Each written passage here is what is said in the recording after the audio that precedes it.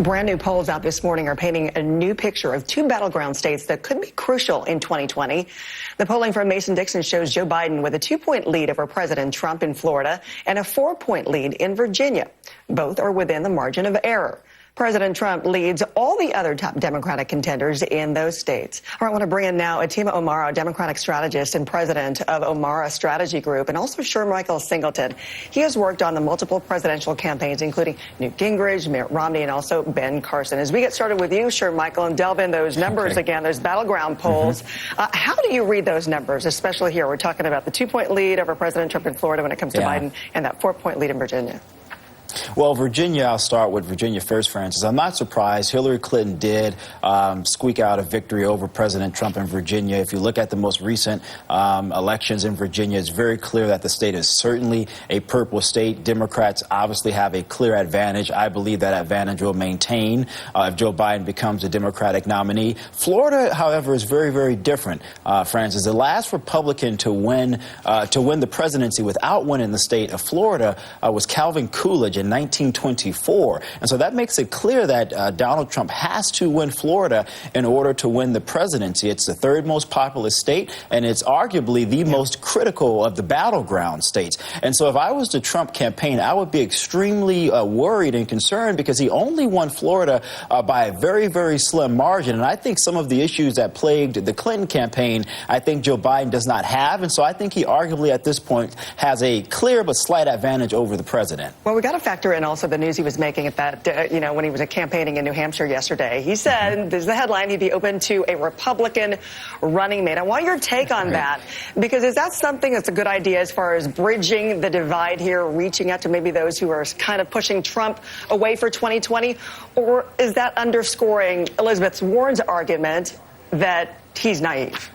I'm going to think, Francis, that the vice president was being humorous when he made that point. But what I will say is it sort of undercuts an argument that he's made all along, and that is in order for this process known as democracy to work, we have to work together. And this notion that one party or the other party can do it alone is a notion that we have seen with the Trump presidency. We saw it throughout President Obama's 2 terms, is a process that is not beneficial to the whole of the nation. And so I think the argument from Vice President Biden is that though we have political differences, we have to find commonalities in order to make this republic work for the interests of all people is a legitimate argument, Francis, that I believe most people buy into. Yeah, I want to move now on to Elizabeth Warren, because, again, this is her 1-year anniversary when she decided to come and jump in this race. She's going to be speaking in Boston later today.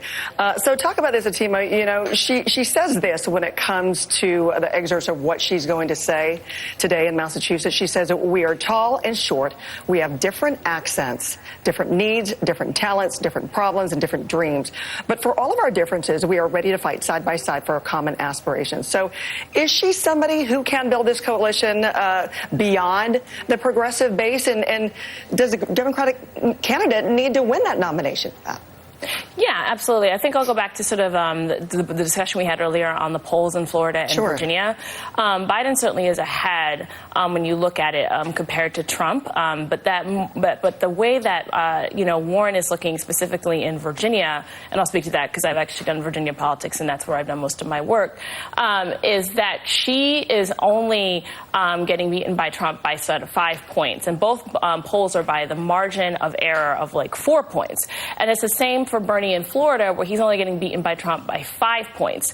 So that's not great news for Trump. And what that's also saying is that there's definitely not this sort of like massive centrist or massive sort of like progressive sort of like, mandate, as it were. It's definitely a mandate of a coalition of people who are looking to elect a Democratic candidate or a candidate that's definitely going to be in opposition to Trump. And all 3 of them are doing very well in the polls to be able to show that definitively on Election Day.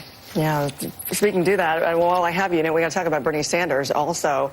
Atima, to you, we've got this letters from his 3 doctors saying, yeah, he's fit for the presidency. One of the letters saying that he's no longer taking the medications initially prescribed after that heart attack. How is this going to come up when it comes to voters, who think that the issue of health is still on top of their list? I think everybody is going to be interested in making sure that our candidates for president are healthy. Right now, Bernie has been continuously staying out, engaged, campaigning across the country.